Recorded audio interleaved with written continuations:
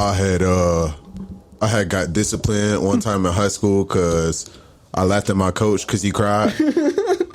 And there was this one time in college where, what was it, the BB gun shit? The cops had saw me and my friend were walking through a trail, and we was hunting squirrels, and a cop had saw me and thought it was an assault rifle, and I had that interaction in college. What else, Jameis? That's pretty much it. Make sure you don't accidentally forget to talk about the time that you stole the crab legs. Oh, yeah. So, like, that time, like, before, it was, like, I had a homie that worked in, like, the area where they had them back in Publix, and, like, I went in and he had gave them to me, and, like, I led with him without paying, and it was all good, and then, like, I did it again, and he had, like, handed them to me, and, like, someone had told security that I didn't pay for them, because, like, I did it, and they came out, and I had that. Just make sure when you do the interview that you don't accidentally forget to not say that part, because then it'll just look like you're covering it up. Yeah, I wasn't doing that, Coach. I had actually forgot, dude. That's my Jameis Winston impression. Now it's pretty good. Who wants to eat a W?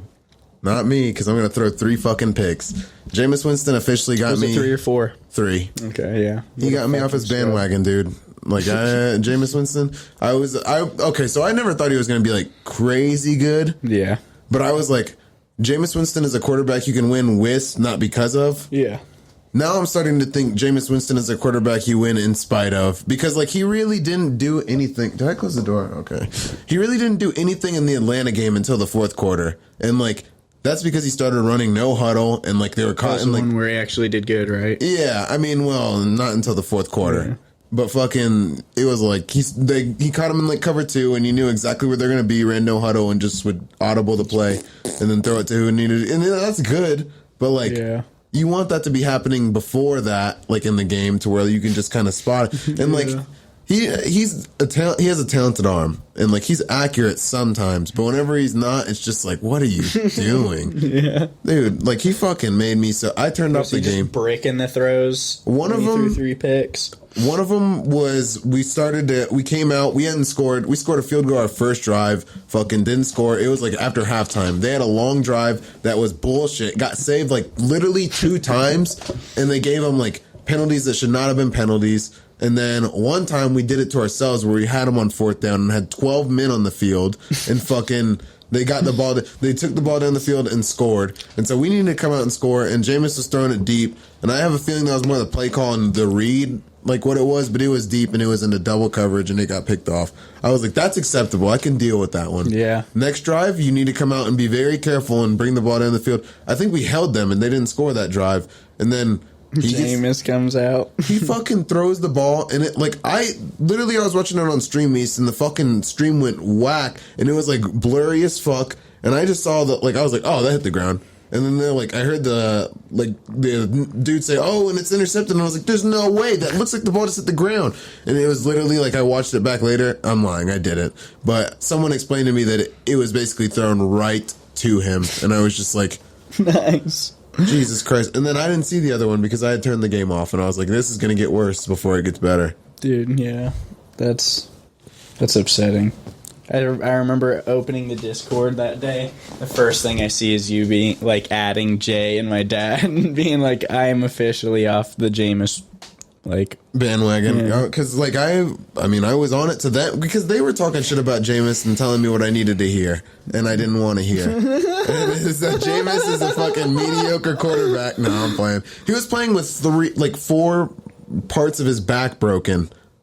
And I broke my back. I was like, what? Spinal. I'm just like, why are you out there playing then, Jameis? Are you fucking insane? Like, so he's just stiff as fuck. And I mean, you could kind of tell, like, and he also had like he a looked back even pedal. stiffer than normal. Yeah, but it was like, dude, Man's already like a sausage out there. I would have been very happy with Andy Dalton going out there, and if Andy Dalton loses, that's fine. I fucking hate Andy Dalton. But listen, though. I'm way more fine with losing a game with Andy Dalton than losing it with Jameis, and also him having a fucking broken back and fucking not like recovering because he's playing in that game. Because we got the same result as what.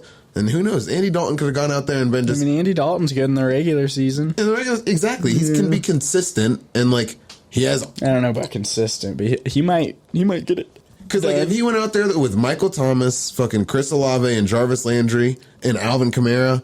That'd be more receivers and weapons than he's ever had. I actually would have liked us winning that game a little bit more with Andy Dalton just from the injury point of view. Yeah, not having a broken spine perspective is pretty...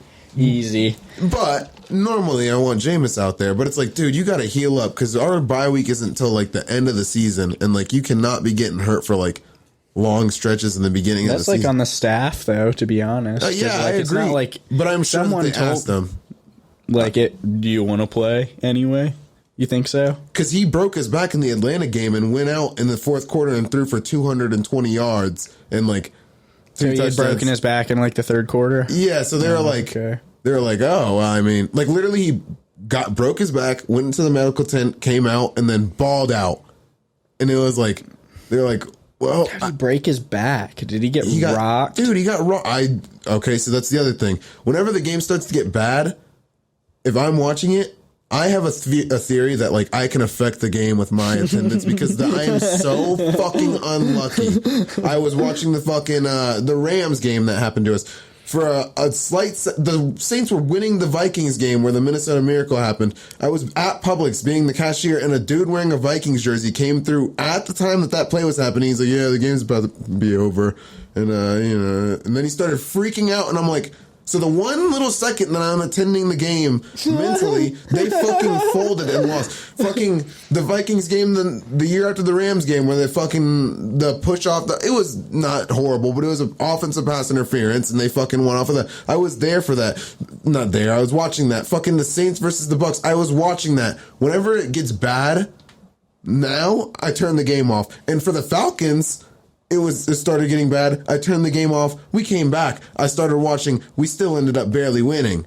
I was like, oh, well, I'm done with this game with the fucking Bucks. Like, that was what it was for why I didn't watch the specific play. But fucking, yeah, he got rocked against the Falcons, dude. Our O-line was horrible. Really? Yeah, they fucking like turnstiles.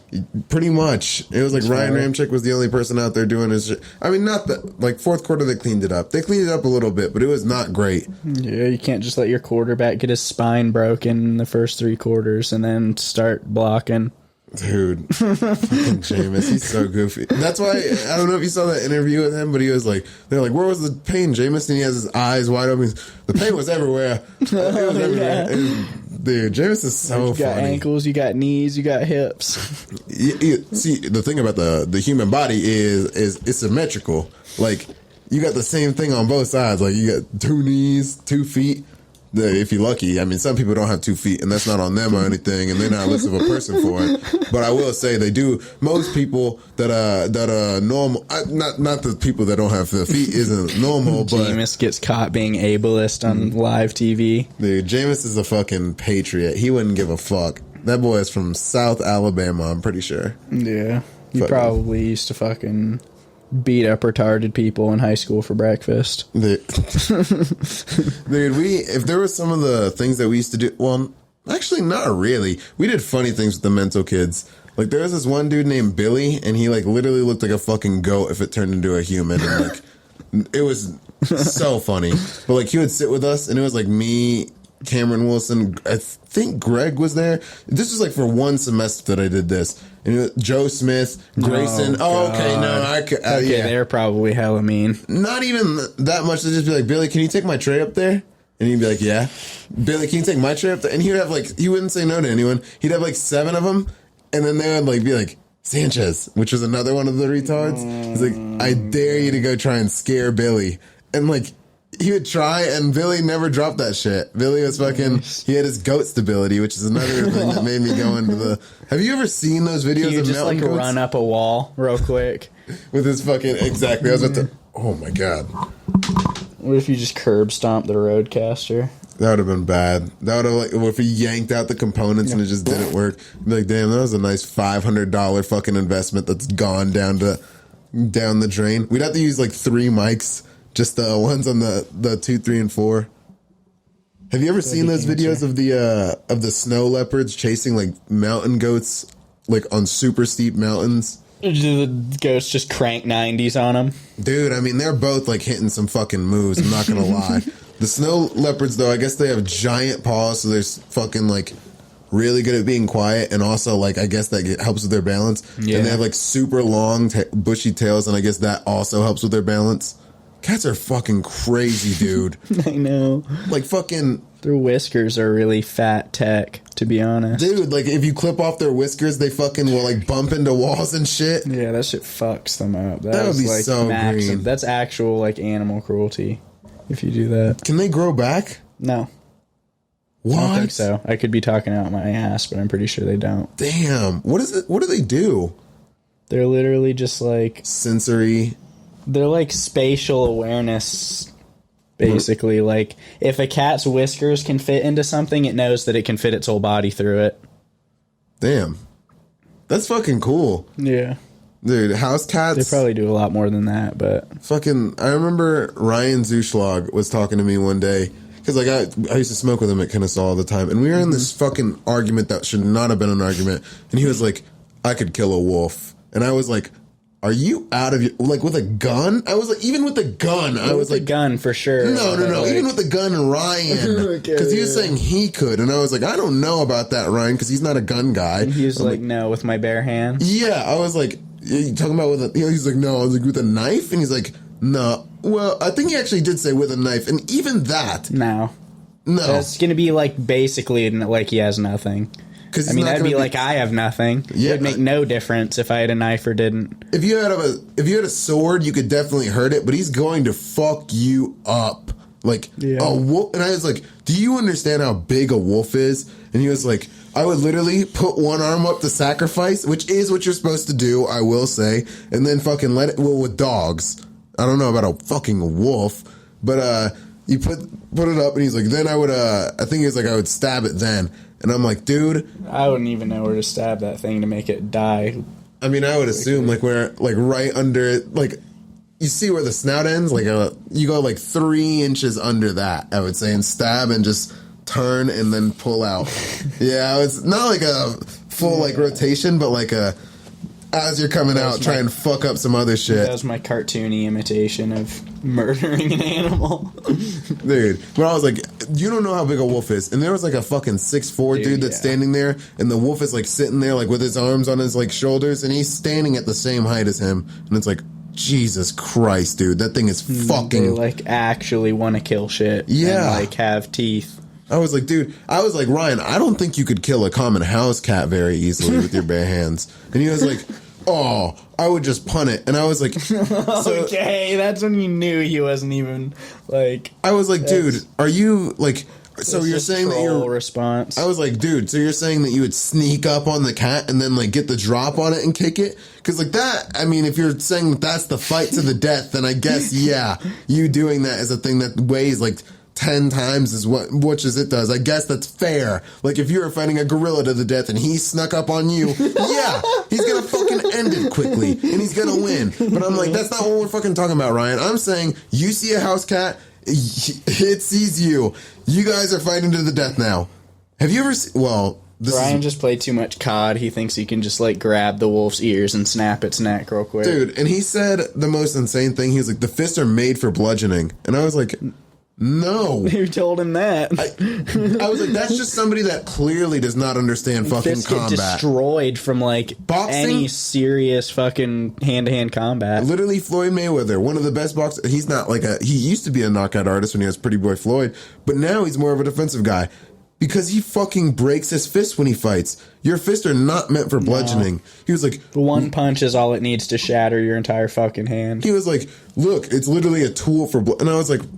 Really? You think this is a tool for bludgeoning because things? you can just. This is a tool for bludgeoning things, dude. It made me upset, and I'm just imagining a house cat. And like, have you seen videos of like bobcats or foxes with rabies attacking people? Fucking and those hilarious. are little ass animals compared to a fucking wolf. Yeah, but still, people do not know what to do. To be fair, it's usually like women that get attacked, and they're just retarded. See, because like for me, if a fox, like the bobcat was like jumping up, and like they have big ass paws, I'm gonna try and grab it and slam it. Like that might not be easy. I just spit everywhere, but. Hope the camera didn't pick that. Well, I just said it. But fucking didn't hit me, so we're chilling. Fucking what's it called? Like a bobcat. If he like jumps up, I'm gonna try and grab it by like any amount of like its body that I can and squeeze as hard as I can and get a grip on it. Pick it up as high as I can and slam that motherfucker. And like that's me thinking WWE style. Also, I would probably get fucked up by it, but I bet I would do a little better than the women. You slam the bobcat and you just look at the camera like. Yeah, fucking, because it was like one of those fucking like safety like security ones. It wasn't someone recording. It was just like the garage camera. It looked like it was in that angle where it was like down. And I don't even know if it was theirs, but it was a Ring doorbell that got the lady getting attacked by a fox. Dude, that one was Foxes fucking. Are tiny. They're pretty small, but it was like getting it, and like she had a water hose. As soon as a dude came over with a stick, the thing ran away. But like she was like, it was like on her, and she's like has it on her leg, like literally trying to kick it off, and it's just holding on. And I'm like, dude, grab it by its fucking tail. You're losing that fucking tail, or you're getting off, and you pull apart, and you're gonna lose some leg meat. You are going to lose some leg meat, but. I would assume that once he feels you grabbing his tail, he might let go and try and deal with... You got rabies either way. Yeah, you got rabies. Meat's the last of your concern at that point. You got to go get the... Well, at least we have the fucking... what is that? It's not a vaccine because it's not getting... The cure, I guess? Because, like, if you get rabies and you let them know, you're good.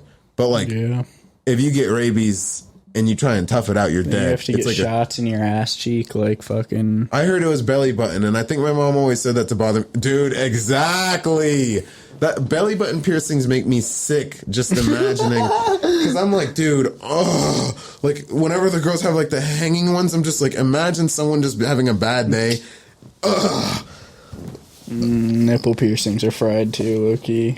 My fucking faggot brother has nipple piercings. And I was like... That's funny as fuck. Dudes with nipple piercings are on a whole nother level of existence. I was just like, you are insane. Why... What is wrong with you? Never in my fucking life would I get a nipple piercing. Dude, you couldn't pay me. Well, I don't know if I'd ever get a piercing in general. Like, no hate to people who do have piercings, obviously, but like, I don't know if I would. If I had money, I'd maybe do a septum or like a nose ring. Or like a nose, not a nose ring, that's gay. But the nose like stud, if it was like a diamond or something. But like, that's if I'm stupid nigger rich. I mean, you'd probably look clean with it, but I just feel like I'd look like such a faggot if I got a single piercing. Yeah. Like, people already think I'm a fucking homo. I was going to say, black dude with long hair, long dreads is a lot different than white dude with long hair. Yeah. You just look like a fucking homo. You have to be like, take trends so you can get like Jack, and then people will just think you're a Viking. Oh my God. Instead of a fucking faggot. I'll get that big without trend. Come on. Dude, I actually had a conversation with a guy at the bar last night that was like some 61-year-old dude that like started talking to me for no reason when I was up trying to get a drink. And he was like showing me 30-year-old pictures of him as a bodybuilder. And like this dude was actually like he smokes a stogie wherever he wants. Yeah, he's ballsy. Exactly. He doesn't care. Yeah, he was like for real roided out and like huge, just fucking shredded. And he was like I was like, just because I was conversation raped by that point, I just had to keep going with him. I was like, I actually started bodybuilding like 8 months ago. He's looking at me. He was like, oh yeah, you look good. Just got to get you on some sauce and then you'll really be working. And then I was like, okay. He's like, what do the kids call it now? Gear? And I was like, they call it sauce too. Dude, I mean, like, if you're trying to actually be a bodybuilder at any point in time in your prime, you would have had to start it when you were in middle school. Or you're going to need to take steroids. And I see only one option for you. No, you have to take steroids either way if you're actually going to do it professionally. Damn, that makes sense. But fucking... Yeah, that sucks. Fuck. What was I just about to say? There's a dude named Andrew Cunanan that I used to think you looked like, and it was this gay dude that fucking murdered Gianni Versace. Dude, that was such a good show. Dude, oh my god, I'm glad you watched that fucking show. That was fucking crazy. That's one of the reasons why I kind of think that being gay is kind of morally wrong. I think it's morally wrong, but I think that the government should stay the fuck out of it and just be like, hey, well, actually, if we're going to get into this, I think the government should get out of all marriage, because that's not really a thing that they really need to be involved in. Maybe... Well, that's an argument for another... Well, no, I guess we can have it now. Fucking...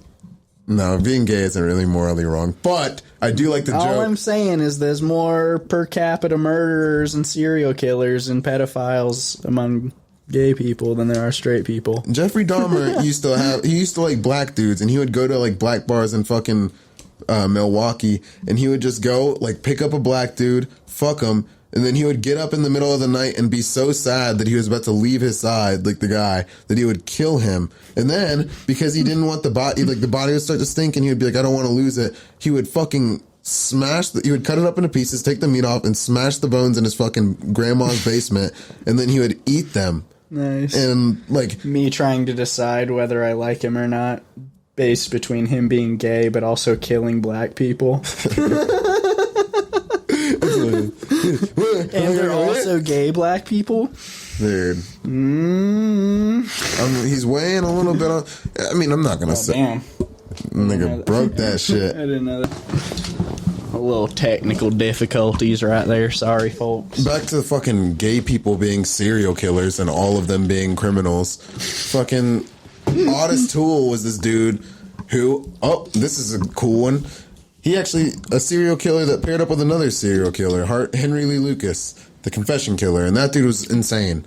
Like, he probably killed, like, maybe, I don't know how many, I don't know the exact number, but he admitted to, like, hundreds. Yeah. And it was, I told you the story about him. That was, okay, so That's the guy that tried to take credit for more than he did, right? Yeah, because they'd be like, hey, Otis, did you do this? Yeah, I did it. Oh, well, here's your steak dinner and, like, your night out, and, like, you get to go on a walk and, like, do all this stuff. And he's like, oh, awesome. What? And then you just start making shit for up. Confessing? I guess. They should, like, tie you to, like, that chair from that James Bond movie that had, like, a hole cut in the bottom and just, like, swing shit up to hit him in the nuts. Oh, dude, that'd be way worse than any torture. No, I haven't watched James Bond movies. I'm not white. Okay. I haven't watched a lot of good movies. Like Good Will Hunting, I haven't watched that. I had Matt Dimon's in it. A lot, Matt Damon. Dude, have you seen the show Wilfred? I've seen it a little bit. I think you showed me like a couple episodes. That was one of my favorite shows when I was like in Kennesaw. It was so fucking good. It was Elijah Wood. You know who he is, right? Yeah. He was in that shit, and he's fucking... It was him and this Australian... That's Frodo. Really? Yeah. Damn. Fucking... Oh, I gotta talk about that movie, Mandy. So...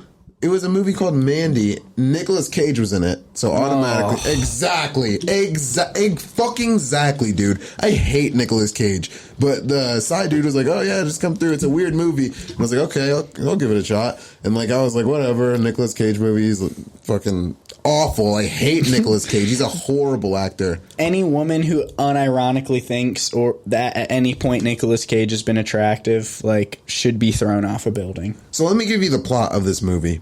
Or what I remember of it, because I ended up having way more questions than I fucking had answers.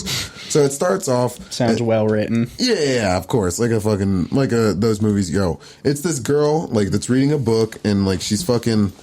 Mandy, I presume. Yeah. She's painting something and also has a book up, and, like, he comes up and, like, I guess scares her. Not, like, on purpose, but she's just like... Who, Nick? Yeah, because he's a horrifying-looking human being. And, like, they're living out in, like... the Pacific Northwest somewhere that is like kind of unnamed and like pretty much the middle of nowhere. It's beautiful. They see the stars and like randomly it was like 10 minutes of random dialogue between them that I don't remember at all because it was so unmemorable and like useless. Not compelling to the story whatsoever. And we had to turn subtitles on because it was so inaudible. Oh, like Nicolas Cage is such a fucking retard, dude. He is so stupid. It was Nicolas Cage because he'd be talking like this. He'd be like, it's okay, baby. And I was like, what are you doing, nigga? It's not actual whispering, faggot. Just do the whisper voice and talk loudly. everybody, it's like this. It's where you can clearly hear what I'm saying. But you know, I'm not trying to make it as loud as that, like that. And it's like, okay, whatever, dude. But they go to sleep then. She wakes up the next morning. She has to like go to her job at some undisclosed location where I guess stuff is being sold because it's that general. She's reading a book. And on her way there, I'm sorry, I'm missing parts of it because it was so bad, and I'm putting that on my missing memory. the part when she wakes up and she's like, "Why is there a used condom hanging halfway out of my asshole?" Oh my god! Anyways, she walks to work, and like these people in a van, like this. Okay, so also it's a trippy ass movie, and like there actually is like an acid thing mentioned in it. So it's like. Like the way that they film it. Yeah. Like fucking. The cinematography is trippy. Yeah. And like later on you find out that there are people that are acid dealers and like making it in there. And like that's why they made it trippy is because I guess, I don't know. Oh, it's a movie about people. I don't know. It's fucking stupid. They don't take any of the interesting parts and actually make it meaningful. None of it is really explained. This is just as it goes. So follow me here. It goes from the painting scene. They're for some reason in bed. He's whispering and they're looking up at the stars.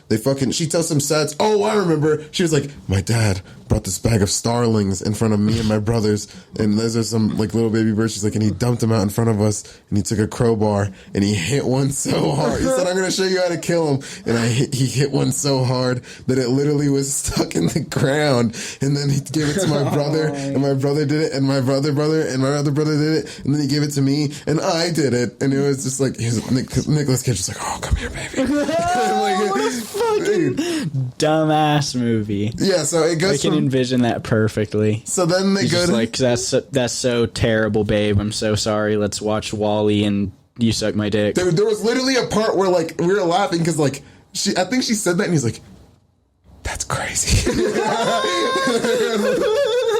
And fucking... Anyways, fucking, so then they wake up, she goes walking to her thing, it's like red, first off, she starts off reading a book, and then it goes into like something that looks like it's about to be a trip, so you're like, is this a part of the book? And, oh, I'm forgetting another part. She hears like this yelling noise, goes off into the woods to investigate it, and it's like a dead little dinosaur or something. That doesn't get brought up again until later in the movie. And she goes back, doesn't mention it to Nicolas Cage because who knows? And then she goes to her job, and then like, she's reading the book thing, it starts turning red, like the screen is literally red, like imagine like they took a fucking red wrapper and put it over the like camera lens, like it's literally red as fuck, and like they just put the fucking red filter on it. Yeah, and had like some devious ass music playing, like loud, like bass boosted. So I had it on a speaker, which like it wasn't the speaker's fault. It was nice and loud, but like it's how this movie was supposed to be. Is like,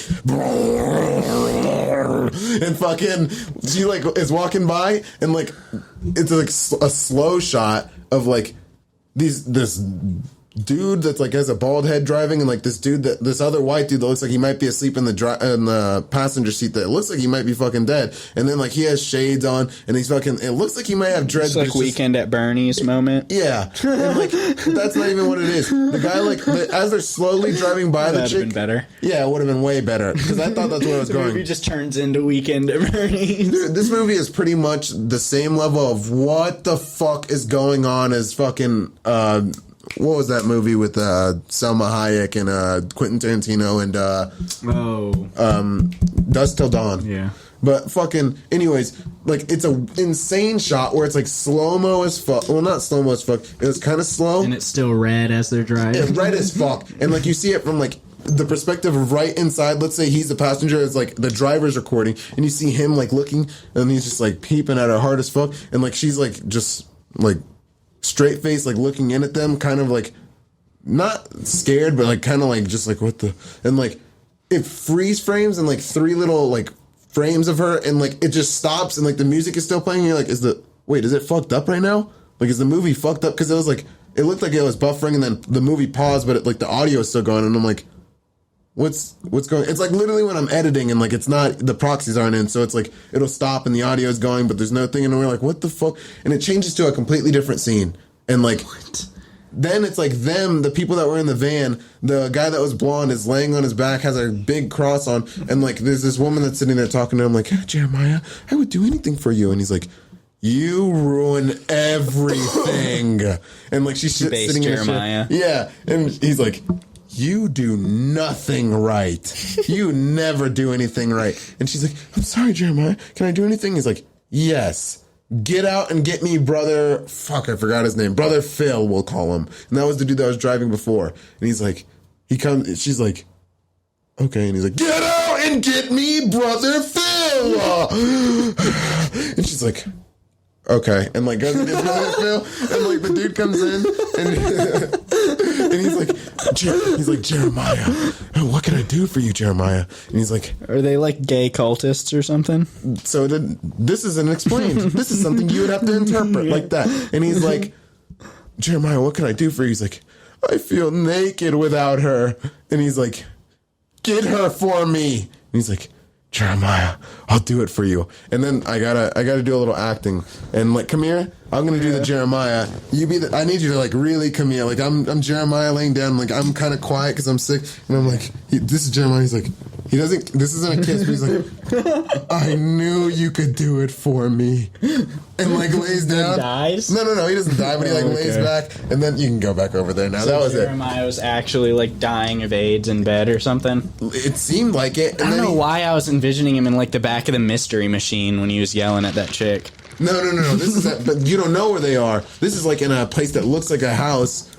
I think it was like a trailer. Huh? No, I don't even, somewhere where a dude's laying down. Yeah. And like he's in a room, and there's other people in another room, like watching TV and shit, like the whole gang. And then he's like, and also, I forgot. Whenever he has his hands on his face, he's like, and also a sacrifice. I think we need to make a sacrifice. And like motions to the one dude, and he's like, go on. He's like, do you have the horn?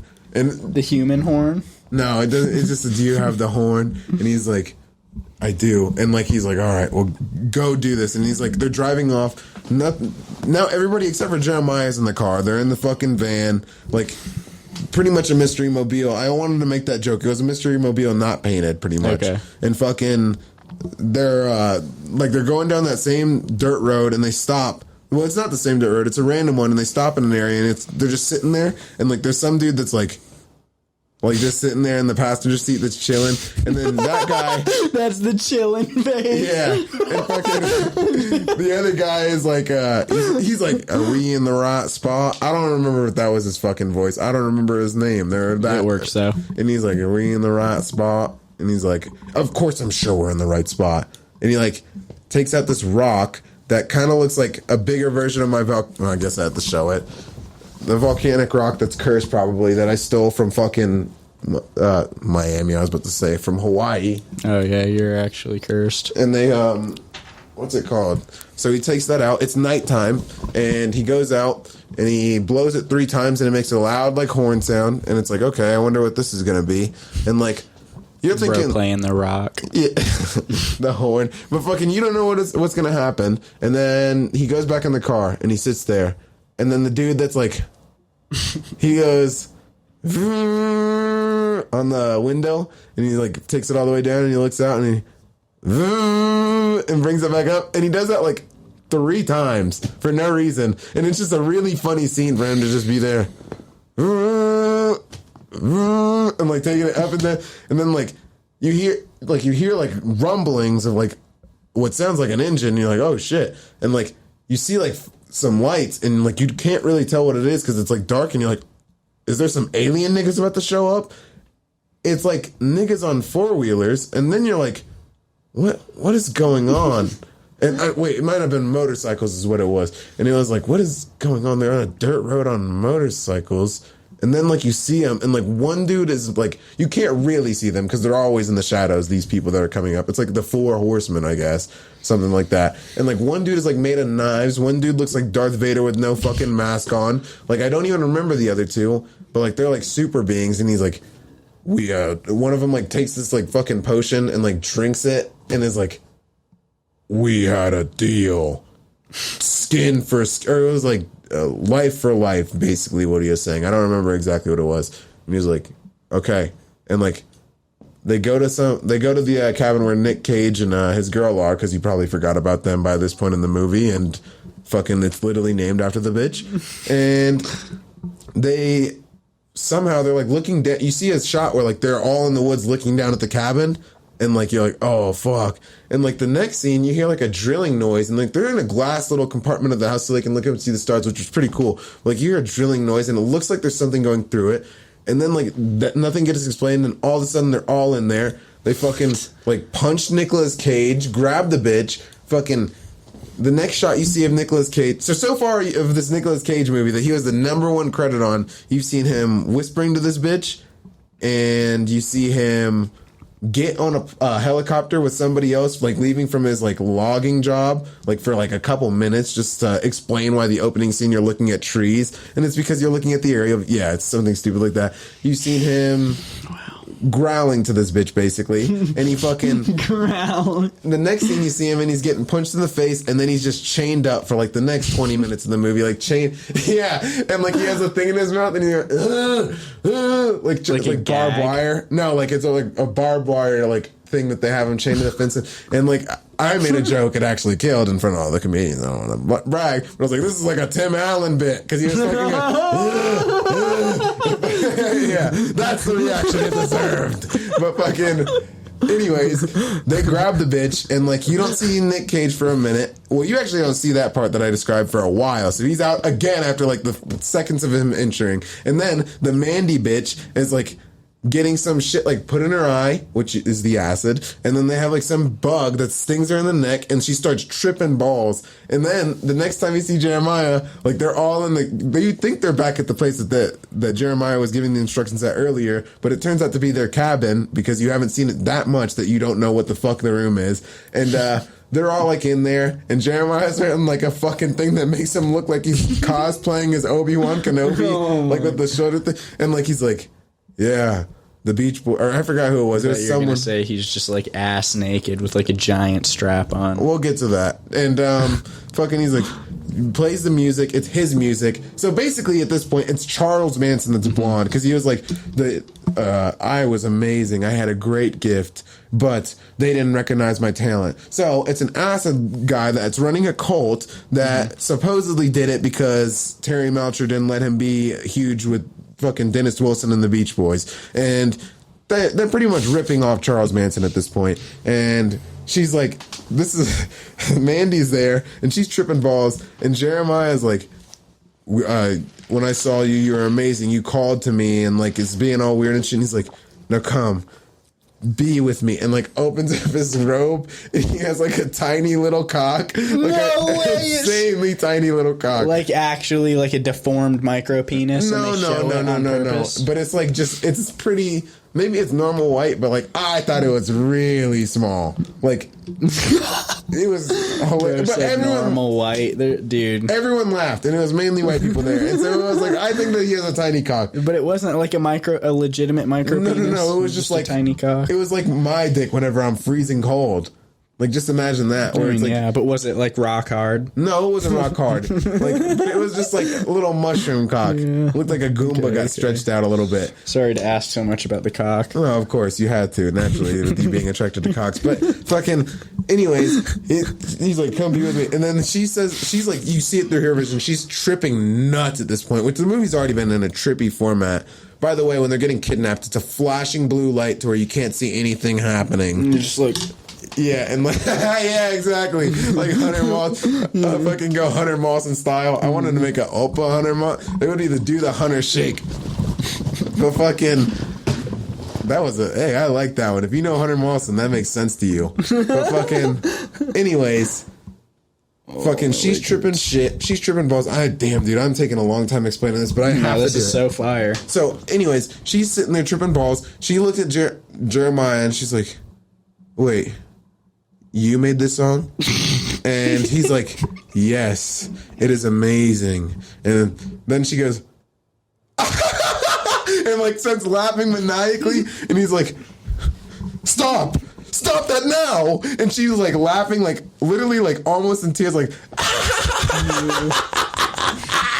like actual like insane person laughter. And he's like, stop, and runs out of the room crying, and is like looking in the bathroom mirror. He's like, just looking at his tiny cock in the mirror, and he's like, you fucking suck at making music. Actually, no. Okay, so this is a good part of like continuity. They go outside. They steal Nicolas Cage's pants. Then the next scene you see Jeremiah and he's wearing Nicolas Cage's pants. And then fucking they go in and they go up to him and he's like, "Oh, you think you and that whore have real love? Well, I'm gonna show you what real love is." Pulls and he fucks Nicolas Cage in the ass. You think that's what's gonna happen, but he actually pulls out a gun and he sits out one of the girls in front of him and says, does Russian roulette, spins it, puts it in her hand, says, "Show him how much you love me." And Nicolas Cage is watching like this random girl that's like with Jeremiah about to like shoot herself and play Russian roulette. And he's like,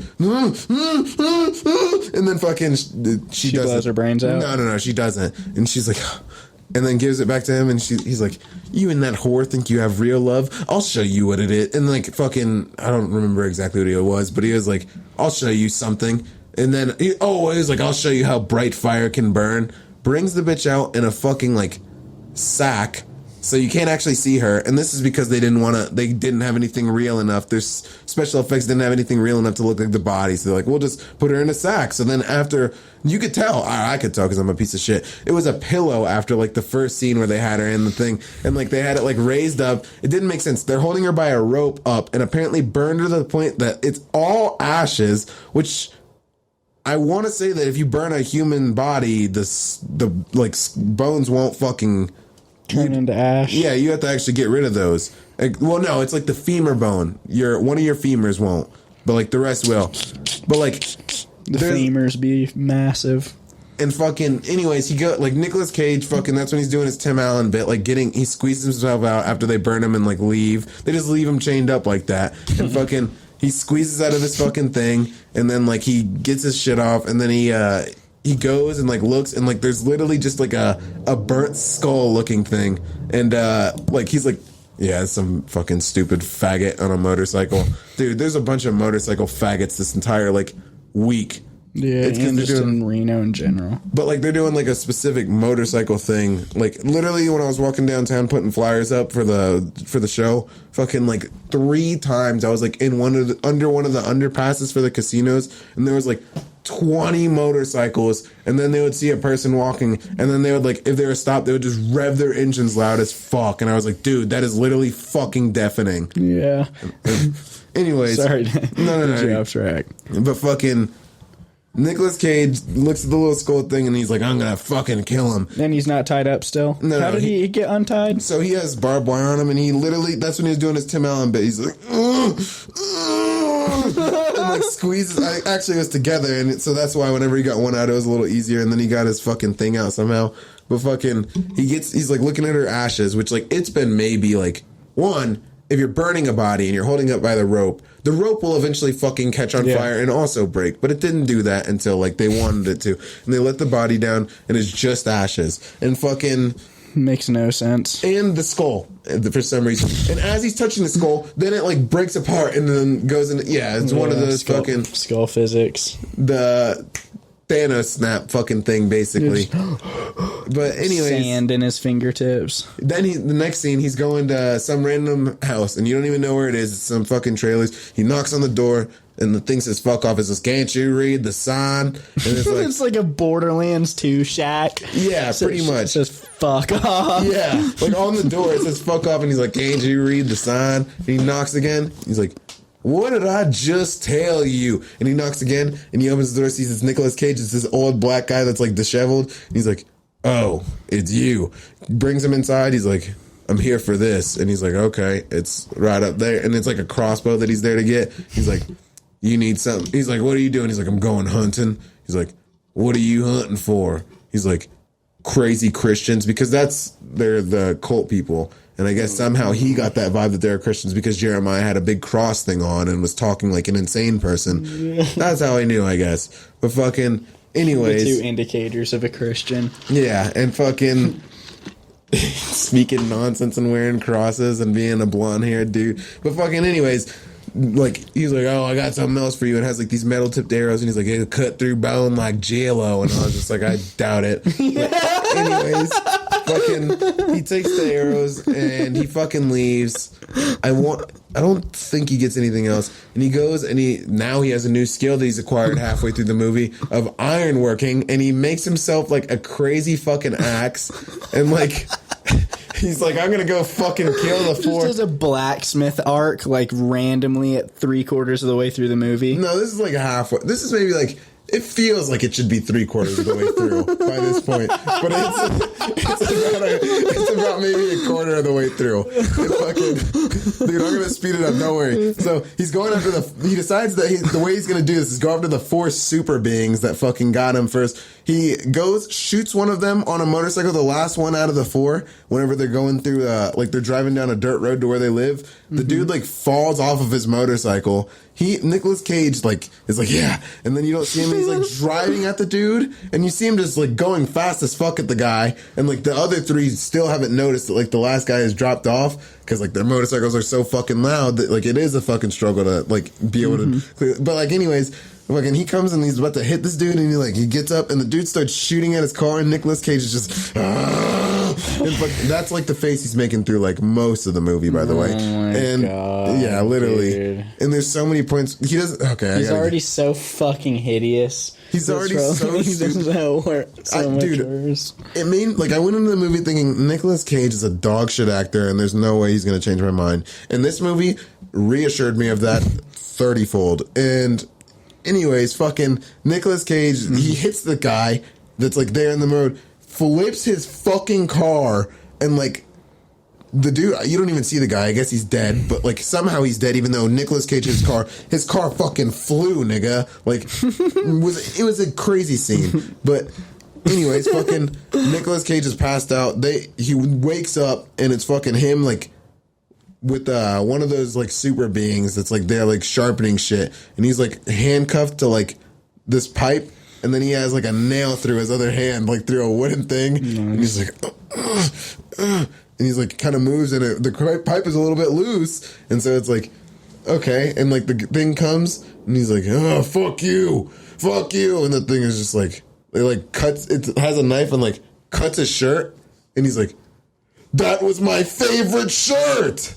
That's an actual line. No, that is an actual line that Nicolas Cage said after this thing that's clearly about to fucking torture and murder him fucking did that. And so he like walks away, and then he's like, come here, pussy. And then like it comes in, he breaks the pipe off, hits the thing like 3 times in the head, which I don't know how he generated more force to where it almost knocked the thing out. Not almost knocked it out, but knocked it off its feet. He fucking then throws it in this giant pit that's right next to him that you didn't see until literally just then.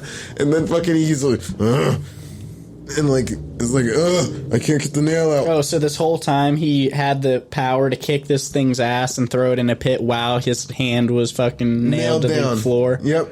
And it wasn't to the floor. It was to this thing that was like kind of, he was sitting down on something to where like, his hand was like kind of next to him, and so like I guess yeah, we'll let it slide. I guess I'm giving this movie as much leeway as possible, and it's still gonna sound retarded. Yeah. And he knocks a thing in there, and like he starts walking around like scared, picks up like a fucking little knife and leaves the pipe down, even though that did a great job of being a weapon. Comes out to this fucking alien that's like eating Chinese food and watching porn. Are like, you for real? It's literally like fucking not alien, but like one of the super beings that's like watching a bitch get fucked from behind. I think it was a black dude fucking a white bitch just to like throw it. I was like, all right, like, man of culture, I respect. But fucking anyways, he sees like the glare off the TV that fucking he's coming and grabs him and slams him over the table, and they start like fighting, and somehow, I don't even remember what he did, somehow he killed that thing.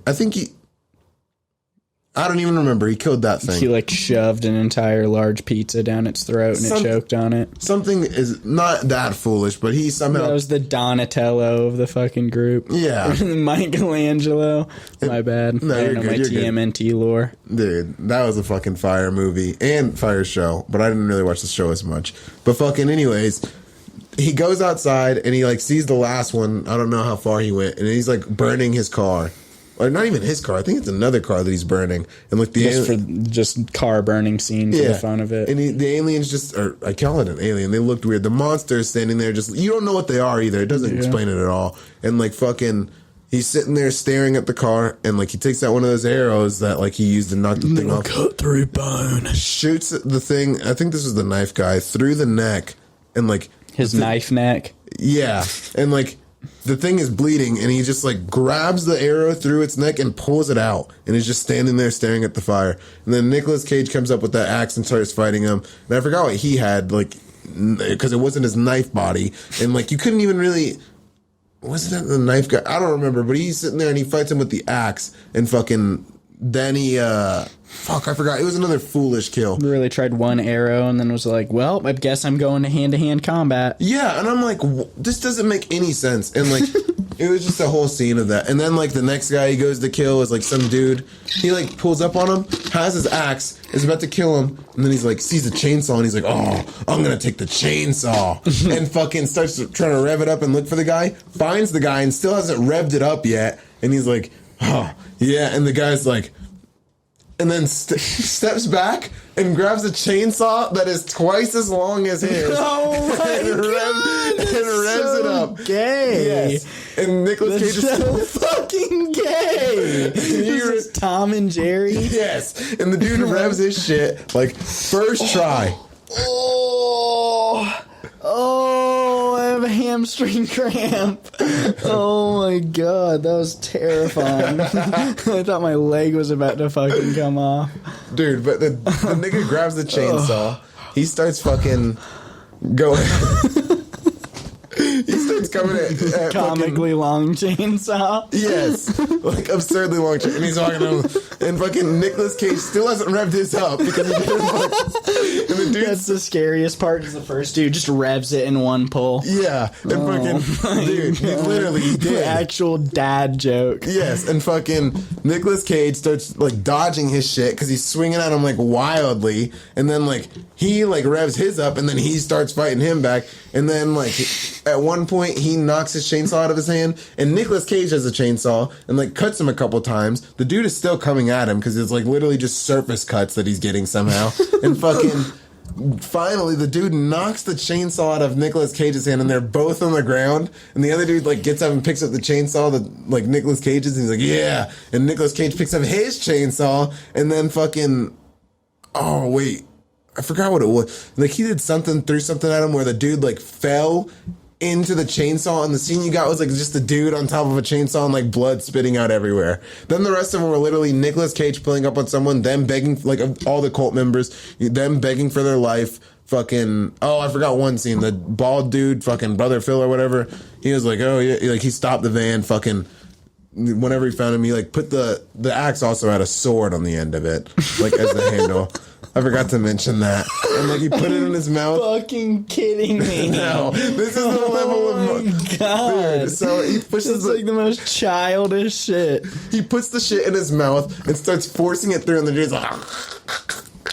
And then fucking one of the dudes there was like, you know, that probably wasn't a bad death. It broke his C4 and his C3 or whatever the fuck, and that broke his peripheral nerve, and he probably didn't feel anything. And I was like, okay, stand away from that guy. And fucking.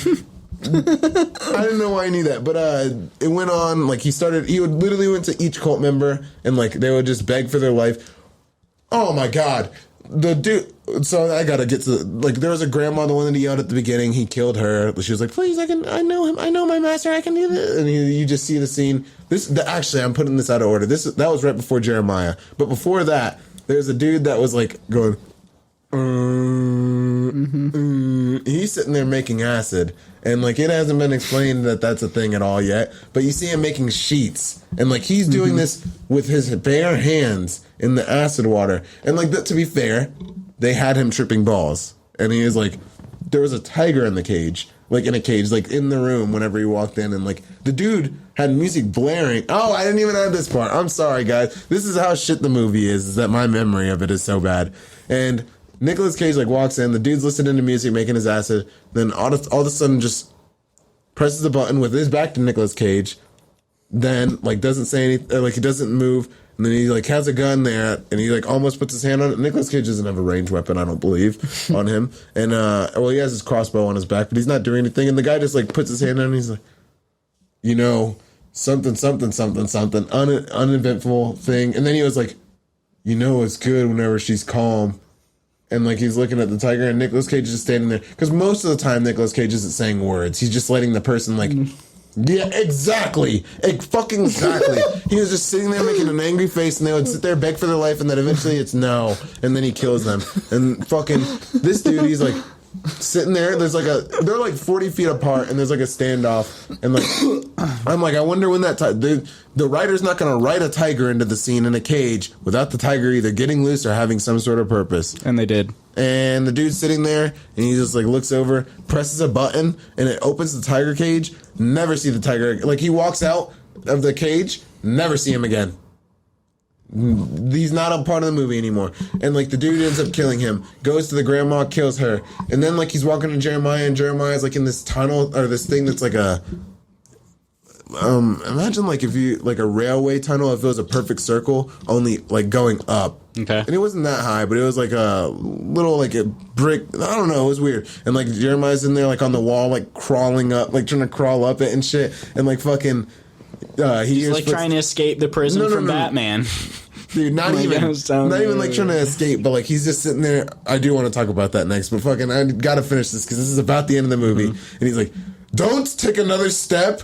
I'm in the presence of God." And fucking, he's like, "Here's it stuck on me. What did I just?" And then he sees like there's a dark hall, and then he sees a head come through, which is the old lady, and he's like, "Oh my God!" And then he's like, he sees something, he's like, "You aren't holy," and he's like, just sitting there, and he's like, you aren't going to do anything. And he's like, "Come on. I saw her and I wanted her." And like, Nicolas Cage still hasn't said anything. And then he's like, there in front of him, he's like, "Please don't kill me."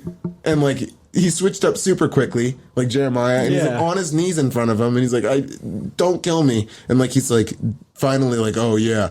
Like, Jeremiah went from berating him to like begging for his life, and he's like, he's like, something about, "I am a spiritual person," like literally something to where it was that dumb of writing that it like ended up with him being like, "I'm like a spiritual person," like something like that, like that level of stupid. And I don't even remember what it was. I wish I did. It was hilarious because Nicolas Cage is so awful as an actor and proved it to me again. But then Jeremiah's like, "No, I don't kneel before you," even though he got on his knees, like choosing to. It's like, bro, you did though. And he's like, "You kneel before me," talking to a guy that he's looking up to on his knees with an axe. And like, then he kills him, and like the movie is pretty much over. What happened to Mandy? I'm glad you asked. So there was a couple of scenes randomly where Nicolas Cage would have been asleep and then woke up, and while he was asleep in his dreams, he would see her. Well, and there was one scene I've also forgot, but he would see her like in paintings, and like she would just be like, one of them, the dinosaur thing got brought up, and she like literally sees like another, like a painting of a thing that kind of resembles the dinosaur, and she like grabs a green diamond out of its stomach, and then like just shows her, and she's completely ass naked, like you can see pussy and like fucking titties, and you're like, okay, I guess. And I didn't know the movie was coming to this point, but I guess it is. And I mean, you got Jeremiah's cock in it, and like he saw that like 2 times where it was like different shit of her happening. At the beginning of the movie, Nicolas Cage was sitting at a fire in one of his dreams, and he's looking in the lake, and then all of a sudden he sees like eyes poke out like on the top of a human head, and it's like, what the fuck? And slowly you see it's like a pale person coming out. It's Mandy. It's Mandy, and she like walks out of the thing, like of the lake, and like just comes and stands on the other side of the fire of him, and he's just like, and she's just looking at him like, and then like he wakes up, and then that's whenever she tells the starling thing. She's like, "The starlings, my dad smashed them with the crowbar," and then we did like that part.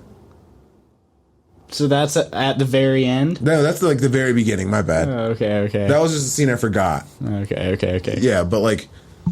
But then where is she at the end? Is she just like gone? In the painting, I guess. She's just in acid world. I guess so. And someone had said, someone like the dude whenever he whenever he killed that guy with the sword thing through his mouth, he's like, "She still burns."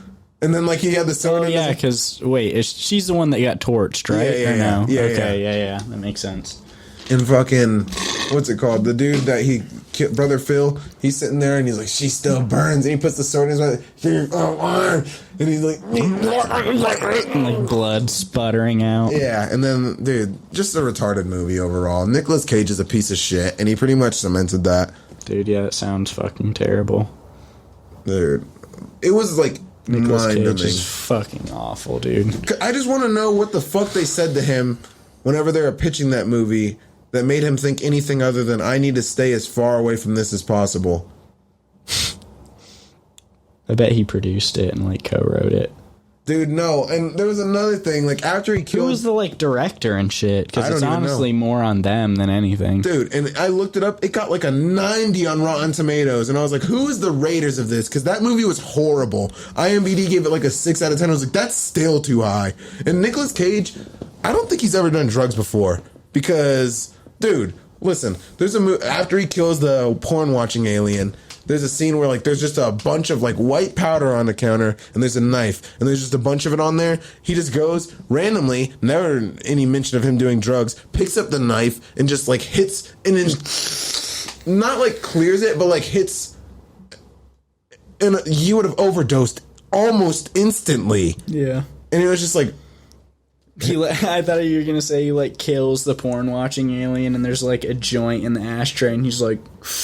It's still lit. And then there's another scene of just him like eating a frozen pizza, and he's like, "All right, now I'm ready." Dude, there was a scene where there was that alien goop that the thing drank to speak English, and he like took it and like tapped a little bit on him. He was like, "Oh my god!" He started going crazy.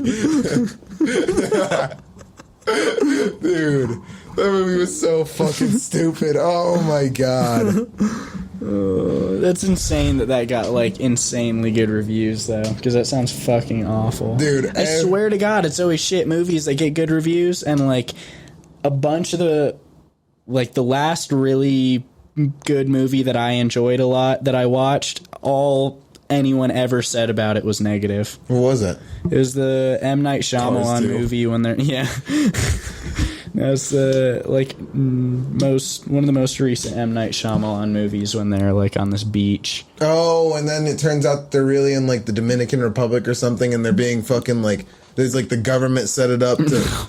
No. They're like aging or something on the beach, right? Yeah, but it's like set up for like by somebody at the end, so they can observe it. It's an M. Night Shyamalan movie, so they have to have a big twist at the end. Dude, yeah, because they were like fucking giving every single person like long-term medicine for whatever like weird illness they had, and then they could then they could basically test a lifetime of treatment on it, and like it's just, I really enjoy when a movie actually like shows you little details that and then like they end up adding up. Exactly. I like that as well. I watch too many fucking movies now that think they're like being crafty, and they have like all these little like details, like background details that are like kind of hidden, that you think it's like, okay, I've watched a movie before, these are gonna add up to something or like come back around at the end. They never fucking do. That shit makes me want to kill myself. Dude, I forgot what it was. I think it was Quentin Tarantino was talking on the Joe Rogan podcast, and he's like, there's a principle that you try and follow as like a person writing movies or plays, is if there's, I don't think it was him saying it, it was him quoting like one of the greats. He was like, if the person writes a bomb into Chekhov's gun. What is that? Like, Chekhov's gun is like if you have a scene and like someone has a gun and like it shows that there's a gun, like you have to expect that that gun is going to have at some point it's going to be used, or it's going to be, and it's like, okay, like the tiger scene that really bothered me, because it's like, why did you to show that the acid was strong? Nicolas Cage is about to fight a tiger, I guess, because it was like it was literally just there so the dude could say, you know, it's good whenever she's calm, like, because he's giving the tiger acid, I guess, which, like, you knew it was acid before if you've ever seen, like, acid, and he's making a sheet of it, and, like, it didn't need to be explained like that, but, like, fucking... they just had to spell it out. Like, oh, yeah, let me just start... Of all the things in the entire movie, they had to explain that thoroughly. Yeah, and it's like, they chose the worst way to do it. It's like, oh, how are we going to show that the acid is strong? Oh, well, because the tiger over there is calm. And what about that tiger? Oh, well, the cage is open now and he's walking out. And what else about the tiger? What tiger? Yeah, what are you talking about? Yeah, what tiger? Dude, one of the guys was like, I watched this movie on acid, and I was like, you are crazy. That would have fucking blown my brains out if I watched that movie on acid. Because it was already like an acid trip, and I'm probably going to do that now because I want to see what the fuck that's like. How much worse it is? Yeah, because, like, dude, it was just like, there were scenes in it that just like made your head hurt, that you're like, what the fuck is going on, dude? Dude, Actually, though, Cars 2, the reason I said that is because... Do you remember all the Cars movies? So there's like 1, 2, and 3? Not like remember watching them, but that they exist? Yeah. So like you remember what 1 was about, right? Barely. It was like Lightning McQueen's comeback story because he was like washed, right? Basically, he fucking... Well, not even. Like he won a race and then fucking... like got jacked off of Mac, his truck, and then like got sent to some stupid little town and like no one knew where the fuck he was, and then they wouldn't let him out, and then he ended up convincing them to let him out, and he went and lost the race on purpose because he wanted to help the old timer guy win his race. And then Cars 3 was about like he was washed up then, and like there was new types of cars that were coming in that were way better than him. And I didn't watch that one, but like I guess he trained super hard and then ended up winning them. Basically Rocky. Cars 2. Do you remember Cars 2? No. So Cars 2 was about Mater being a secret agent going to Japan during the World International race that Lightning McQueen was going to, and Mater was behind the scenes investigating this dude that was basically taking all the alive cars and killing them for parts and like making some brand. He was like a billionaire guy, and he was like basically Hitler of cars. That's gas. And it's like, whoa, that's actually a fire plot line. Yeah, and it's like, what the fuck? And like you're kind of focused on two different things, and there's some funny scenes in there, like Mater eating a thing of wasabi. He's like, is that ice cream? And it's fucking just Larry the Cable Guy.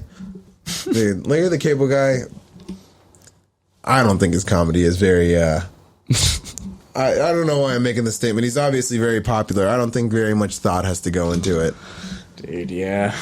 Larry the Cable Guy, I actually remember thinking that shit was like comedy gold. Really? Yeah. When I was young, dude, I was like, hell yeah. Dude, because I also lived like with people that were like that. And I was like, yeah, that is what they're like. Yeah. Like, shut up, faggots. Little dude. Fuck, I forgot. I have something else on the list that I wanted to talk about. I know I did. Dude, did you look up that porn star that Seabass typed into your phone? He didn't type a goddamn thing into my phone. Yeah. Dude, he really touched your belly button when you were drunk, bro. That is like such proof that he's a rapist. What? Yeah. Oh my god. Yeah, he touched your fucking belly button when you were drunk. I'm sorry, I couldn't do anything about it. He is such a faggot. Do you remember fucking actually like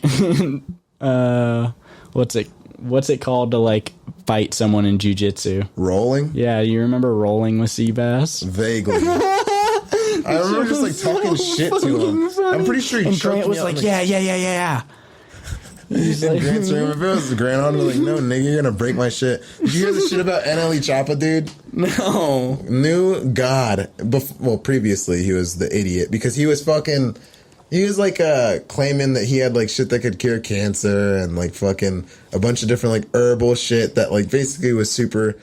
He also claimed that we were gonna get superpowers. Like his brand? Yeah, and not even his brand, but he's like promoting it and shit. But now he's made it back onto my good side because the other day he posted a video and he was like, man, like it was like him and his girlfriend had broke up and like you wanted to hear his side of it and he was like, man, so like tell me how she going to be this fucked up, right? Like, so how you gonna say that you okay with me cheating whenever we first get together? And like, you know what I'm gonna do, and I just want to keep it my business, like do my dirt and my own, like basically fuck off. He's like, you knew that you was getting into and you agreed to it, and then you gonna try and get mad at me whenever I do this. And he's like, dude, that shit made me so happy. I was like, let's fucking go, nigga. He is hilarious. Did you see that video of him in Target? On Target? Well, where he was like riding around in the cart, like shooting guns and shit, and they're like, you gotta leave. And he was like, nah, come on, bruh. Yeah, he was like talking to the chick, and she was like some like ex-band kid, like Target manager that was like clearly a pickle, and he was like imitating her voice back. And he was like, please, bro, like I'm gonna buy all this stuff. Can we just go check out? And she's like, you need to leave. And he was like, just takes the Nerf gun and shoots himself in the head, and then acts dead. Dude, he was doing a video where he was working at the Slutty Vegan and like serving people, and like some bitch gave him like an extra like $5 or something, and like he put it in his pocket, and she was like, what, are you gonna give me my $5 back? And he was like, are you broke? Or he was like, are you that broke that you need it? Yeah. And she was like, are you? And he's like, yeah. It's like, oh my god, this nigga is a fool. Yeah. Dude, that He's makes got me... like 14 chains on his neck. Dude, that guy is a god. What do you... This is kind of a topic change. Not that we do that ever on here, but fucking... Do you think unconditional love exists?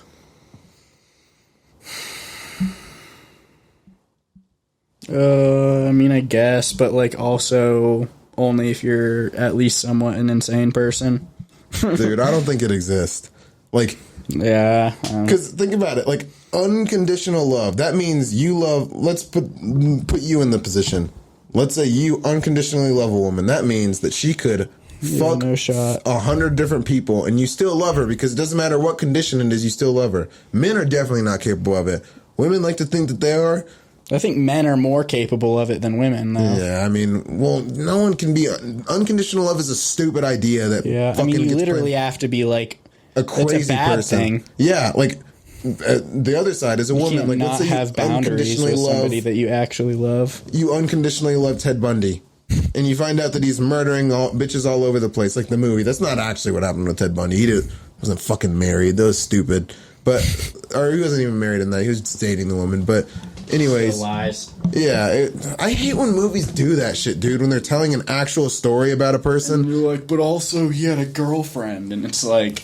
Yeah, and like, it was stupid. Fucking, god damn it. Now I need to get, no, I won't get to that. But fucking, the unconditional love thing is like, let's say you find out your significant other is murdering a bunch of people.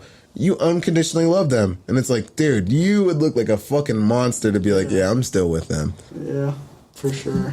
Not even just for that, though. Like, you have to be an absolute, like, garbage tier simp. Like... That just basically be like, there's mean no your exceptions. girl can just get ran through by whoever, and you're like, oh, it's okay, babe, I love you so much. Fuck no, dude. That's the thing is like, women try and be like men because they think that that's like the cool thing to do, I guess. And like they're like, if my man cheated on me, I would leave immediately. I'm going to start acting like a woman and just refuse to take accountability for everything. Think that I'm worth $1 million just based off my looks and just lower my IQ 45 points. See, and that makes too much sense for you to be a woman. Give up all my hobbies. Stop right there. That makes too much sense for you to be a woman because you said it would be based on your looks. And women don't do it based on their looks. They'll say that they know they're a 10 because they're beautiful on the inside and they know that their beauty is in the eye of the beholder and everyone has their own different standard. So get a little bit less the logical. beholder likes whales, baby. Yeah, fucking if he's a whale watcher or a fucking fatty chaser. But anyways, fuck, what were we just talking about? Unconditional love and me being a woman. Women thinking that it's a cool thing to act like a dude. Yeah. So like they'll be like, I would leave a nigga if he cheated on me, and it's like, really? You would leave him if he cheated on me? I bet there's situations where that wouldn't be the case, and they're like, no, it doesn't matter who it is, and I'm like, so let's say you're with Jason Momoa and he is literally has you living at his house. You get all the benefits of being his wife. You have the kids, you have the family, you have the house, you're getting the money when he dies, and he goes and he has sex with a girl because he's drunk somewhere. You're gonna leave? Oh, well, I mean, like, maybe if it was like Jason Momoa. Stop talking then. Yeah, because it's like, I don't care if I was with a famous bitch. If she fucked another dude, I'm out. Because I'm not strong enough. No, this isn't a strength thing. It doesn't make you strong. I'm not enough of an idiot. Yeah, you have more self-respect than that. To be able to, like, well, I don't know, because, like, Patrice said, like, he would, fuck other bitches occasionally, and he was like, my girl doesn't do this, thank God, but if she wanted to fuck, like, a jack dude, I would have to let him, and it's like, damn, well, that's a high level of confidence for, like, him. But, like, for me, it's like, no, I cannot accept that. Like, absolutely not. That's not flying for me, dude. I'm not going to be able to... Because, like, bitches don't have... They don't want a bunch of different dicks. They want one special dick that's going to be the one that takes care of them, gives them all that they, like, want, that loves them. Because dick is not what they're out for. They can get dick anywhere. That's not the same for guys. They want any dick that isn't mine. That's what I found. They want the special dick. And... you're just too nice. You gotta start being mean to these bitches because they don't respect you if you're nice. They hate nice dudes. They want to be treated like dirt. They want what they can't have. That's what all women want. But fucking, they'll literally sit there. Oh, fuck, I lost my train of thought sitting here berating you. But fucking, dude, it gives me a headache. They'll be like, I can't accept a bitch cheating ever, under any circumstances. They can't accept a dude cheating if he's filling a bunch of other roles, and I just think they're not honest about that. Yeah. But women, honesty. Yeah.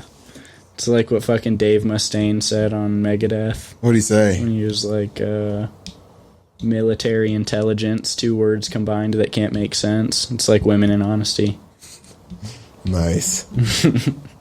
Fuck, dude. We can call this one an episode. We got to talk about that shit movie and how much of a dirtbag fucking Nicolas Cage is. More of why I hate women. Before we end it fully, since you brought Nicolas Cage back up, I could be an insane person, but I swear to God that I've watched 2 separate Nicolas Cage movies that had the exact same plot for 95% of the movie, but at the end of one of them, he got put in a cage at the head of a giant wooden statue and burnt to death, and then the other one, he just got stung by a bunch of bees.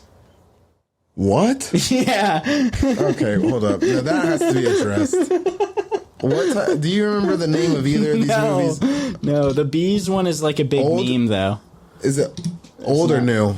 Probably like pre-2005 on both of them, if I were to guess. But Nicolas Cage was in Gone in 60 Seconds. I forgot about that. The Wicker Man. The Wicker Man was one of them. The Wicker Man was one. What was the movie where he got with the bees meme? I'm gonna look up Pig. No, that's a new movie. Ugh, it's where Nicolas Cage actually plays what he's been this whole time. A fucking disgusting shit covered pig. The bees gif. That says that's the Wicker Man as well. Is it? Okay, and then I am a complete insane person. It's just the same movie. How funny would that be? You know, and after I saw that movie, I was really considering, like, what type of movies would Nicolas Cage accept? And It sounds like he just wants to do fucking Ghost Rider over and over again. If that was the plot of that movie, him just being...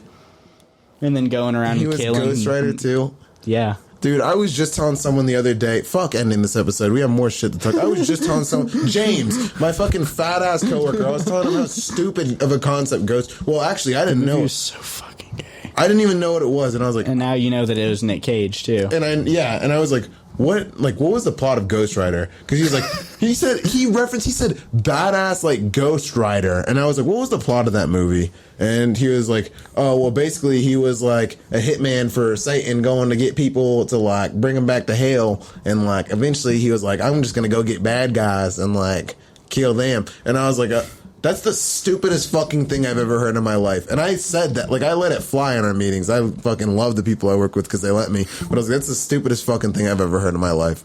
And, like, then, now I'm finding out this Nick Cage.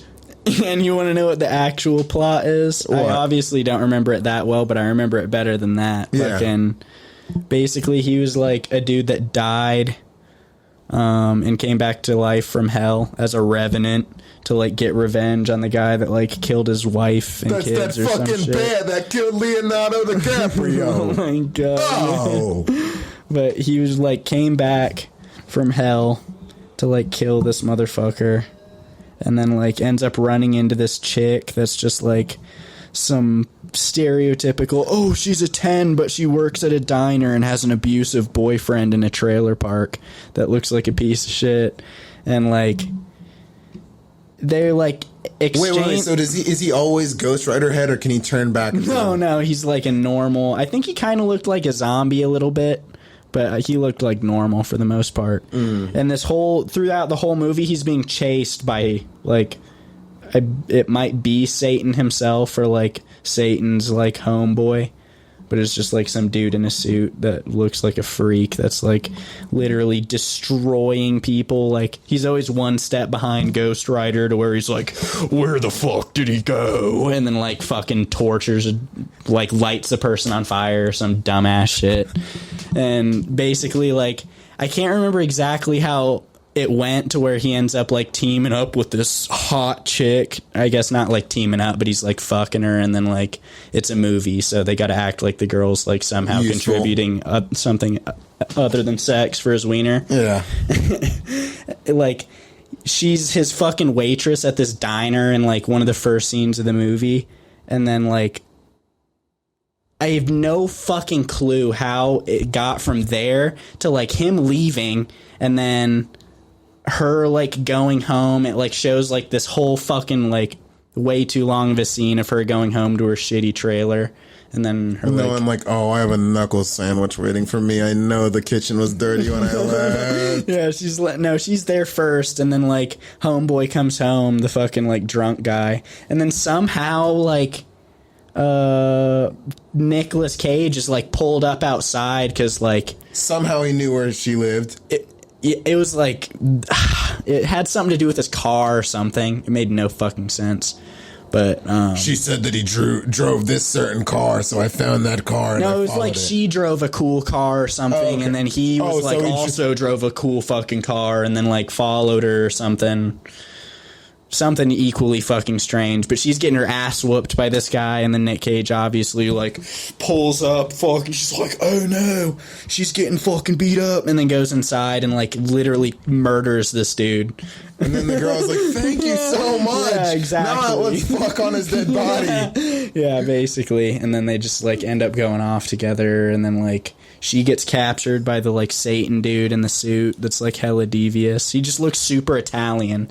That's how they make him look like a fucking demon. Dago He's just an Italian ass dude in a nice suit. I mean, if anyone would be a spitting image of evil. Yeah, dude, fucking. Oh damn it! I just had something and I'm not gonna be able to remember it. But yeah, that's the only like meaningful part of the movie, and then he ends up like. Dude, I watched a video of like this. It was like 4 people describing what it felt like to kill someone, and it was like a murderer, a one-punch knockout guy, or a one-punch kill guy. A one-punch killer is what they called him. A gangster and a sniper. I didn't watch the sniper. I was like, I'm sure it sucked, but like I'm not interested in that. The guy that killed though, the murderer, his story made me. This is how much I hate women. He was like, my mate. It's all English people, by the way. He's like, my mate called me and told me that him and his girl had like went on a break, and like whenever he was getting back together with her, she had told him that some guy had raped her, and he wanted to. He's like, we got to do something about it, so. I went out, and me and my mate got baseball bats and waited in a phone booth, and she told the guy to come meet him. Most British murder of all time. So, they in a fucking phone booth with some baseball bats. It was a black guy. He's like, so we knew that we were going to wait for him to come and meet her, and whenever they came, we snuck up on him with the baseball bats, and he turned and saw us and was literally hiding behind the girl, scared, and... We eventually got him away and started beating him with the baseball bat, and I was hitting him in the head, and he was trying to grab it, and I sound more Australian now. But he's like, he was trying to grab the bat from me, and I'm going to stop doing the accent, I'm done. But he's like, basically the guy tried to grab the bat from me, so I smashed him in the head like a couple of times, and then we ran off. And he's like, and so from where I lived, I could actually see down, like, where he was, and like I was like, oh, we got him. And then he was like, the police came and like had a tent around him, like around the entire thing. He's like, oh man, he must have been fucked up. And like he looks out there like hours later and he's like, he's still out there. There's no fucking way I killed him. I only hit him with the bat a couple times. That's what he says. And fucking, that's how stupid British people are. And he's like, oh, no way I did it. And anyways, he gets arrested. British people are so stupid. They don't know that brains are like actually necessary to function just because they never use them. They never had one. But fucking, they have a tea bag in their fucking skull. But anyways, I think that what happened is the girl fucked another dude, then didn't want it to come up that it was a consensual relationship, so she's like, you have to do something about it, not knowing they were going to kill him, and then fucking... Just went with it after they murdered the man. Yeah, and she got arrested for fucking conspiracy of murder. But, dude, like, think about it. If you put yourself in the shoes of a rapist, if you... Because this is being described as like... I'm wearing them. So, god damn, no, it's fucking good. So, you are a person that goes and like, this is being described as like a jump out of a bush. And I'm like, sorry to interrupt you, but that could potentially be a good stand-up bit when you start something and be like, all right, guys, everyone put themselves in the shoes of a rapist. You can borrow mine if you need it. Yeah, but that was fucking good. I wouldn't use that, but that is fucking good. But fucking, anyways... I think that she fucked the dude, didn't want it to come up, told him to do that, so then he would be like, I never, like, if he ever found out and the guy came and was like, oh, we fucked, then it would be like, oh, this is the guy that raped the girl, and fucking, anyways, you're put yourself in the shoes of the rapist. The person you fucking jumped out of a bush and fucking raped, and they get in contact with you, and they're like, can you come meet me on fucking South End fucking Bend Street, mate? Can you come fucking meet me again? I was knackered last time after that. And fucking she's like, let's go for round 2, basically. And a person that supposedly raped her. And then he comes, and then he sees the people, and then he's like hiding behind the chick, and it's like, what the fuck is going on? And because like I'm putting myself in the shoes. You'd be hiding behind the rape victim if you were like... If you're like, I know I'm the rapist. You're like, I'm taking the fuck off. Well, I don't know. Maybe you would hide behind the rape victim because you're like, oh yeah, well, like I know this is the reason that they're here, so they're probably not gonna. That I guess that kind of makes sense. But I'm thinking like for me, like, fuck, dude, like, I don't think that if I raped somebody, I would ever want to meet them again. Yeah, for sure, that would be hella. Like, there's no way. Like, why does she have his number? Okay, well, now that I might have watched like. Maybe it was that she had like, I don't know. I really think the first ever victim blaming segment of the Nate Hate Show. I hope you guys are enjoying it, dude. Like, because like, and that dude, the one that did it, like, was there and like hit him with the baseball bat. I think he needs to be locked up again because that nigga clearly did not learn his lesson. Because he was like, I didn't think it killed him. Like, I felt bad for myself. I was a black man in prison, and it's like, wow, fucking, I feel bad for the dude whose fucking brains you left plastered on the fucking. And now this is gonna get into the Nate race talk. Fucking black people just not wanting to take responsibility. They're like acting like women and just being like, oh well, we had a debate with Grant. I ain't know it was gonna kill him. Yeah, I didn't know it was gonna kill him. It's like, what the fuck? What were you there to do? Just hurt him a little bit with your baseball bat strikes to the skull? Dude, that doesn't make any sense. Did you hear someone yell? Yeah. Was that the window or was that in here? I don't know. Should we check it out? Nah. If it's in here, it'll be here soon enough. Oh, God. No, I think there was someone downstairs yelling. But anyways, fucking victim blaming. You go spray the osium down their throat. Fucking get a lighter. Oh, unfortunately, I remembered to bring my lighter back out there. Get the lighter and fucking osium and fire. Give him the fire breath. Dude. The One Punch Knockout guy, he actually seemed like he was really sorry. And like he was like, I showed up, my friend was having an issue with this guy, and like I was so stupid, I decided to get involved whenever I wasn't even involved, and I hit the guy, and like he went out, and like everyone was like, oh, you knocked him out, and like a week later the cops came and like picked me up. And then, like, my mom, he was like, the first time it really sunk in is my mom was, like, there. And, like, I was like, yeah, I have a lot of fucking respect for this dude's mom, too. Because he was like, his mom was crying, like, think of the fucking pain that his mom is going through right now. And he was like almost in tears, like, just talking about the experience. Like, then, like, after he's been released from prison for the thing, he still feels so bad about it that he's almost in tears. And I'm like, that's a person that learned their fucking lesson. That other guy is a dirtbag that needs to go fucking back for part 2. And it's like, Jesus Christ, man. Yeah. It's like, oh, I didn't know I was going to kill him. Fucking stupid British people, dude. Actual child mentality. Yeah, it's like, what are you talking? I mean, it's exactly like the child mentality thing. Like, fucking, do you remember when those kids, like, took the rocks and were throwing them off the overpass at cars and, like, killed people? Yeah, I think I heard about that. And they got charged for murder. And it's like, damn, dude. What do you mean? It's like, fuck. That sucks, but, like, I could see myself. Like, the thing is like, definitely, yeah, murder or manslaughter. I don't know. Whatever charge you get, I'd say maybe like fucking manslaughter or like 3rd degree, something like that. But I don't know. You're throwing rocks over the overpass. I don't know the laws and like what it would legally be, but it's like I put myself in their shoes and I'm like, I could easily see myself being a kid and doing some stupid shit like that. Because we did some stupid shit like that with eggs. But I mean, eggs aren't the same. Yeah. Unless you freeze them. Then that would be probably the same thing. Yeah, the same thing. Same. But different. Yeah. Dude.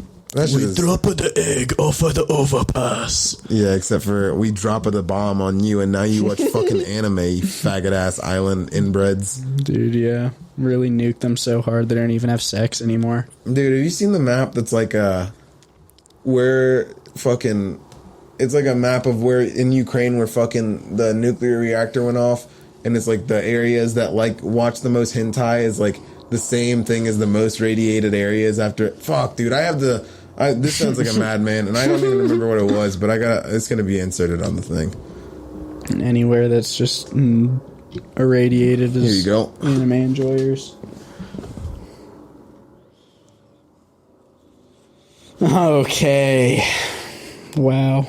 Coincidence? I think not. That's actually insane. Oh, you want to call this one an episode? Sure. All right. Nice. Picture goes hard. Feel free